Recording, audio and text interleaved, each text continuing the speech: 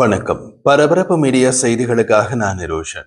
இந்திய பொருட்கள் மீதான அமெரிக்க வரி விதிப்பு பற்றி இரண்டாவது நாளாக ஒரு அறிவிப்பு அமெரிக்க ஜனாதிபதி டொனால்ட் ட்ரம்பிடமிருந்து வெளியாகியுள்ளது. அமெரிக்க ஜனாதிபதி டொனால்ட் ட்ரம்ப் செவ்வாய்க்கிழமை இந்திய பொருட்கள் மீதான வரியினை அடுத்த 24 மணி நேரத்தில் கணிசமாக உயர்த்துவதாக கூறியுள்ளார். திங்கட்கிழமை அவர் வெளியிட்ட முதல் அறிவிப்பில் இந்தியா ரஷ்யா எண்ணெய் வாங்குவதாலும் அவற்றை வெளிச்சந்தையில் விற்பதாலும் இந்திய பொருட்கள் மீது ஏற்கனவே அறிவிக்கப்பட்ட 25% வரியை அதிகரிக்கப் போவதாக கூறியிருந்தார். அந்த புதிய வரி விதிப்பு அறிவிப்பு எப்போது வெளியாகும் என்று கூறவில்லை. செவ்வாய்க்கிழமை அறிவிப்பில் அடுத்த 24 மணி நேரத்தில் கணிசமாக உயர்த்துவதாக கூறியுள்ளார். அது மட்டுமல்ல, இந்தியாவுடன் ஒரு வர்த்தக ஒப்பந்தத்தை அமெரிக்கா செய்தாலும் கூட ரஷ்ய எண்ணெய் வாங்குவதால் மிகப்பெரிய வரி விதிப்பு இருக்கும் என்று தெரிவித்தார். இது தொடர்பாக அவர் கூறிய போது, இந்தியா ஒரு வர்த்தக ஒப்பந்தத்தின் கீழ் அமெரிக்க இறக்குமதிகளுக்கு பூஜ்ஜிய வரிகளை வழங்க தயாராக இருந்தாலும் ரஷ்ய எண்ணெயை வாங்குவதால் அது எமக்கு போதுமானதாக இருக்காது என்று கூறினார். அதே நேரத்தில் மறுபக்கத்தில் இந்திய தேசிய பாதுகாப்பு ஆலோசகர் அஜித் துவால் செவ்வாய்க்கிழமை பேச்சுவார்த்தைக்காக மாஸ்கோவை சென்றடைந்ததாக ரஷ்ய ஆர்டி சேனல் செய்தி வெளியிட்டுள்ளது. ஆகஸ்ட் 7ஆம் தேதி முதல் இந்திய பொருட்களுக்கு 25% வரி விதிப்பதாகவும் ரஷ்யாவிலிருந்து இந்தியாவின் பாதுகாப்பு சாதனங்கள் மற்றும் எண்ணெய் இறக்குமதிகளுக்கு எவ்வளவு என்று குறிப்பிடப்படாத அபராதம் விதிக்கப்படும் என்றும் ட்ரம்ப் முதல் அறிவித்ததிலிருந்து இந்தியாவுக்கும் அமெரிக்காவுக்கும் இடையே இந்த வரி விதிப்பு விவகாரம் தொடங்கியது. அதன் பின் சில தினங்களுக்கு அது தொடர்பாக எந்த அறிவிப்பும் வெளியாகவில்லை. மீண்டும் திங்கட்கிழமை ரஷ்ய எண்ணெய் தொடர்பான அவரது அறிவிப்பு வெளியான போது அதற்கு உடனடியாகவே புதுடில்லி கொடுத்த பதிலில் இந்தியாவை குறிவைப்பது நியாயமற்றது என்றும் இந்தியா அதன் தேசிய நலன்களையும் பொருளாதார பாதுகாப்பையும் பாதுகாக்க தேவையான அனைத்து நடவடிக்கைகளையும் எடுக்கும் என்றும் கூறப்பட்டிருந்தது. ரஷ்யா செவ்வாய்க்கிழமை வெளியிட்ட கருத்தில் இறையாண்மை கொண்ட நாடுகள் தங்கள் நலன்களின் அடிப்படையில் வர்த்தகம் மற்றும் பொருளாதார ஒத்துழைப்பில் தங்கள் கூட்டாளர்களை தேர்ந்தெடுக்க உரிமை உண்டு என்று கூறியது. கிரெம்ளின் செய்தி தொடர்பாளர் டிமிட்ரி பெஸ்கோவ் இந்தியா தொடர்பான அமெரிக்காவின் அச்சுறுத்தல்கள் குறித்து செய்தியாளர்களிடம் கூறிய போது, இறையாண்மை கொண்ட நாடுகள் தங்கள் வர்த்தக கூட்டாளர்களை வர்த்தக மற்றும் பொருளாதார ஒத்துழைப்பின் கூட்டாளர்களை தாங்களாகவே தேர்ந்தெடுக்கும் உரிமையை கொண்டிருக்க வேண்டும். மேலும் கேள்விக்குரிய நாட்டின் நலன்களுக்கு ஏற்ற வர்த்தக மற்றும் பொருளாதார ஒத்துழைப்பு முறைகளை சுயாதீனமாக தீர்மானிக்கும் உரிமையை கொண்டிருக்க வேண்டும் என்று நாங்கள் நம்புகிறோம் என்று கருத்து தெரிவித்தார். ட்ரம்ப் செவ்வாய்க்கிழமை சிஎன்பிசியின் ஸ்குவாக் பாக்ஸுக்கு அளித்த பேட்டியில் கூறிய போது, இந்தியாவை பற்றி கூறுவதென்றால் மக்கள் இந்தியாவை பற்றி என்ன விரும்புவதில்லை என்றால் அவர்கள் மிக உயர்ந்த வரி விதிக்கும் நாடு. அவர்கள் யாரையும் விட அதிக வரி விதிக்கிறார்கள். அவர்களின் வரிகள் மிக அதிகமாக இருப்பதால் நாங்கள் இந்தியாவுடன் மிக குறைவாகவே வர்த்தகம் செய்கிறோம். இந்தியா ஒரு நல்ல வர்த்தக கூட்டாளியாக இல்லை. அவர்கள் எங்களை நிறைய வர்த்தகம் செய்கிறார்கள், ஆனால் நாங்கள் அவர்களுடன் மிக குறைவாகவே வர்த்தகம் செய்கிறோம் என்றார். அவரது கூற்றின் மீதான விளக்கம், இந்தியா அமெரிக்காவுக்கு அதிக ஏற்றுமதி செய்கிறது, ஆனால் அமெரிக்க பொருட்களுக்கு இந்தியா அதிக வரி விதிப்பதால் அமெரிக்காவால் குறைவாகவே ஏற்றுமதி செய்ய முடிகிறது.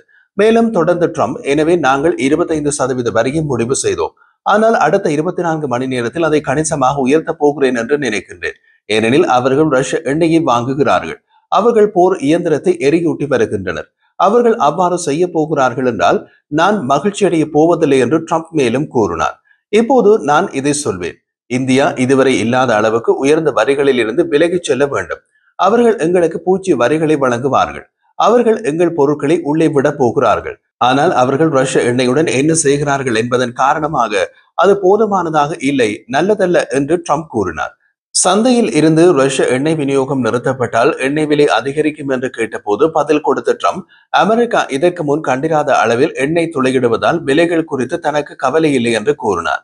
கடந்த வாரம் ட்ரம்ப் இந்தியா மற்றும் ரஷ்யாவின் நெருங்கிய உறவுகளுக்காக கடுமையான தாக்குதலை தொடுத்தார். இரு நாடுகளும் தங்கள் இறந்த பொருளாதாரங்களை ஒன்றாக குறைக்க முடியும் என்று கூறினார். அதற்கு பதில் கொடுத்த புதுடில்லி, இந்தியா உலகின் 3வது பெரிய பொருளாதாரமாக வரப்போகும் வேகமாக வளர்ந்து வரும் பெரிய பொருளாதாரம் என்று கூறியது.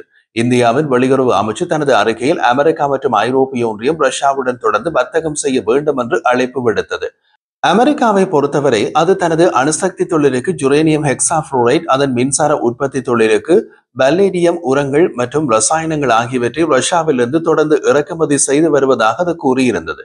ரஷ்ய வெளியுறவு அமைச்சின் செய்தி தொடர்பாளர் மாரியா ஷகரோவா, அமெரிக்க நிர்வாகம் அமெரிக்க மேலாதிக்கத்தை தக்க வைக்கும் உலகளாவிய தெற்கு நாடுகளுக்கு எதிராக ஒரு புதிய காலனித்துவ கொள்கையை தொடர்வதாக குற்றம் சாட்டினார்.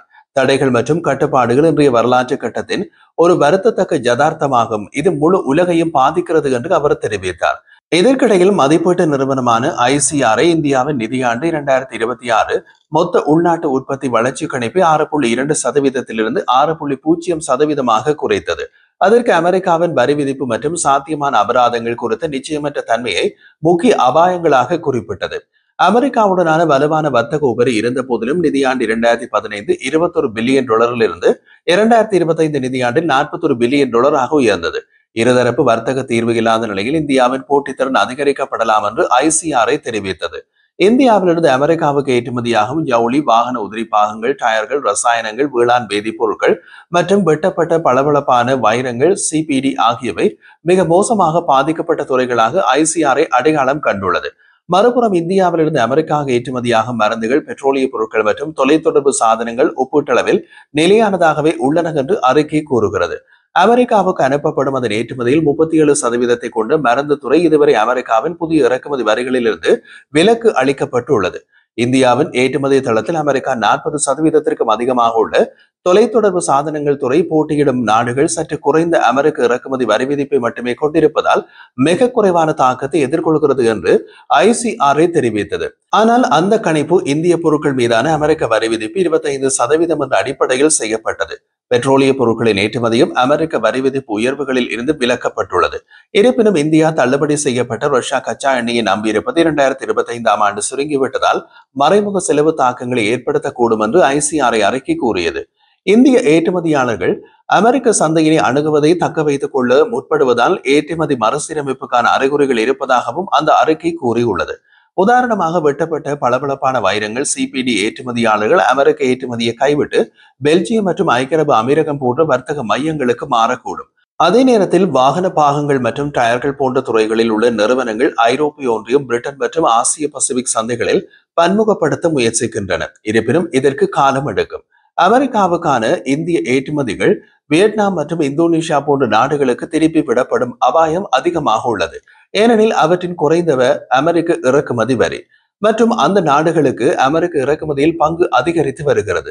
இருதரப்பு வர்த்தக ஒப்பந்தம் விரைவாக முடிக்கப்படாவிட்டால் தற்போதைய வரி அமைப்பு 2025 நிதியாண்டிலும் அதற்கு பின்னரும் இந்தியாவின் ஏற்றுமதி பாதையை கணிசமாக மாற்றக்கூடும் என்று ICRA தெரிவித்துள்ளது. அமெரிக்க சந்தைகளில் அதிக துறை சார்ந்திருத்தல், அமெரிக்க வரி விதிப்பு சமச்சீரற்ற தன்மையுடன் இணைந்து இந்தியாவின் வர்த்தக போட்டித்தன்மைக்கு கடுமையான சவாலை ஏற்படுத்துகிறது என்று அறிக்கை தெரிவித்துள்ளது. மற்றொரு பக்கத்தில் ட்ரம்பின் வரி விதிப்பு அமெரிக்காவையும் பாதிக்கலாம். அதற்கு இந்த விஷயத்தை பாருங்கள். ஜனாதிபதி டொனால்ட் ட்ரம்ப் தனது 2வது பதவி காலத்திற்கு மீண்டும் பதவியேற்றதிலிருந்து இந்தியா அமெரிக்காவிலிருந்து கச்சா எண்ணெய் இறக்குமதியை கணிசமாக அதிகரித்துள்ளது. இது இந்தியாவின் எரிசக்தி கொள்முதல் உத்தியில் கணிசமான மாற்றத்தை குறிக்கிறது. 2025ஆம் ஆண்டு ஜனவரி முதல் ஜூன் வரை இந்தியாவின் அமெரிக்க கச்சா எண்ணெய் இறக்குமதி சராசரியாக ஒரு நாளைக்கு 0.271 மில்லியன் பேரல்கள் என்ற அளவில் இருந்தது. 2024ஆம் ஆண்டில் இதே காலகட்டத்தில் மில்லியன் பேரல்களுடன் ஒப்பிடும் போது 51% அதிகரிப்பு. இந்த வளர்ச்சி ஏப்ரல் ஜூன் 2025 காலாண்டில் இன்னமும் அதிகமாக காணப்பட்டது. இது 2024ஆம் ஆண்டில் ஒப்பிடத்தக்க காலாண்டை விட 114% அதிகரிப்பு கண்டது. நிதி ரீதியாக இந்த இறக்குமதிகளின் மதிப்பு இரட்டிப்பாகும். 2024-2025 நிதியாண்டில் முதல் காலாண்டில் 1.73 பில்லியனிலிருந்து 2025-2026ஆம் ஆண்டின் இதே கால பகுதியில் 3.7 பில்லியனாக உயர்ந்துள்ளது. கோடை மாதங்கள் முழுவதும் இந்த மேல்நோக்கிய போக்கு தொடர்ந்தது. ஜூன் 2025 விட ஜூலை 2025இல் இந்தியா 23% அதிகமாக அமெரிக்க கச்சா எண்ணெயை இறக்குமதி செய்தது. இதன் விளைவாக இந்தியாவின் ஒட்டுமொத்த கச்சா எண்ணெய் இறக்குமதியில் அமெரிக்காவின் பங்கு கடந்த ஆண்டு 3%இலிருந்து 2025ஆம் ஆண்டு ஜூலையில் 8% உயர்ந்தது. 2025-2026 நிதியாண்டில் இந்தியா நிறுவனங்கள் அமெரிக்காவிலிருந்து தங்கள் கச்சா எண்ணெய் இறக்குமதியை 150% அதிகரிக்கும் என்று எதிர்பார்க்கப்படுகிறது. கச்சா எண்ணெயை தாண்டி அமெரிக்காவிலிருந்து இந்தியாவின் பிற எரிசக்தி பொருட்களின் இறக்குமதியும் அதிகரித்துள்ளது. அமெரிக்காவிலிருந்து திரவமாக்கப்பட்ட பெட்ரோலிய எரிவாயு LPG மற்றும் திரவமாக்கப்பட்ட இயற்கை எரிவாயு LNG இறக்குமதிகள் கடுமையாக உயர்ந்துள்ளன. 2024-2025 நிதியாண்டில் LNG இறக்குமதி $2.46 பில்லியன் எட்டியுள்ளது.